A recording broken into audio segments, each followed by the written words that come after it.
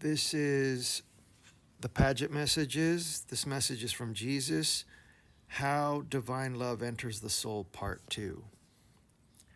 And as to the reasoning faculties and mental qualities, they exist in the perfect state, whether the brain is healthy or not, or whether it performs its work or refuses to do so. These qualities do not depend upon the soundness or perfect workings of the organs of the physical body, in order that these spirit qualities may exist in a perfect condition.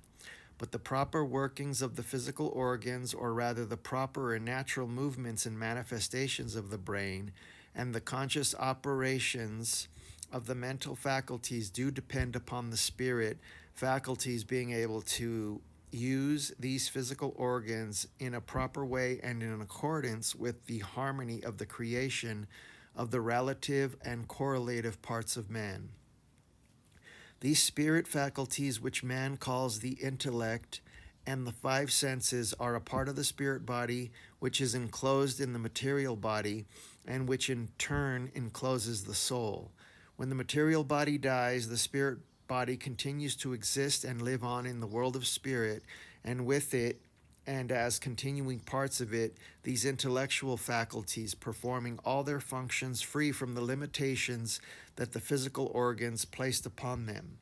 And when this change takes place, these mental qualities, notwithstanding that they have not the material organs through which they functioned when in the mortal frame, can conceive thoughts of things material and hear and see things of the material just as they did, and even more perfectly, when they were enveloped by the environments of flesh and blood. So you see, when the mortal dies, the only thing that dies and is left behind is the mere physical body, and with the spirit body survives all those things which can be said to be the real man so far as the mind is concerned.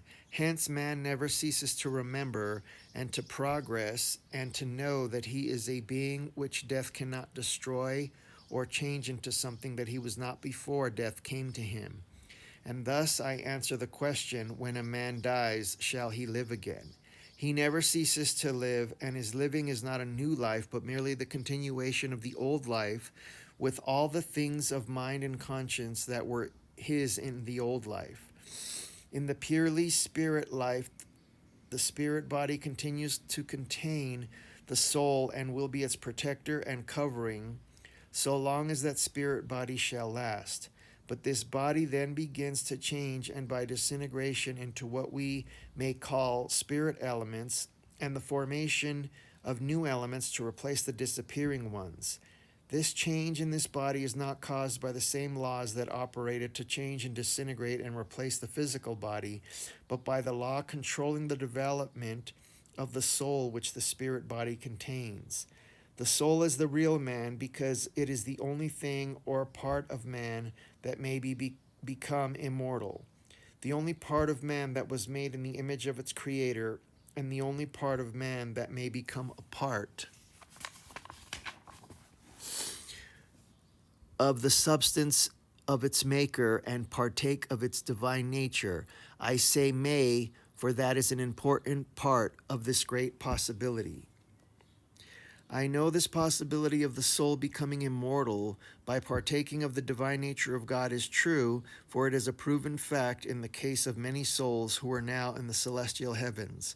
I also know that there are many souls in the spirit world who have been there for many centuries, who have never received this divine nature and consciousness of immortality.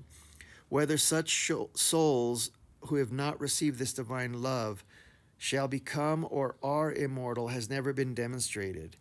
This I do know, that in the economy of God's plan for the forming of his kingdom at some time, when I don't know, this privilege of partaking of his divine nature and the certainty of immortality will be withdrawn from the souls of men and spirits, and then whether these souls who suffer this condemnation will partake of immortality, no spirit knows, only God.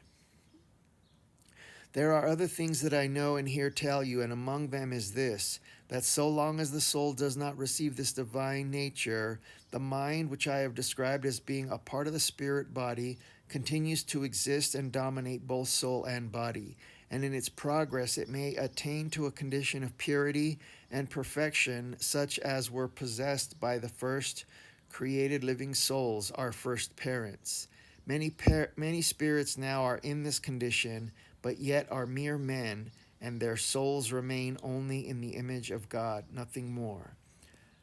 That was part 2 of the Paget Messages received 100 years ago. This is volume 2, available on Amazon, and free PDFs available at divinelove.org.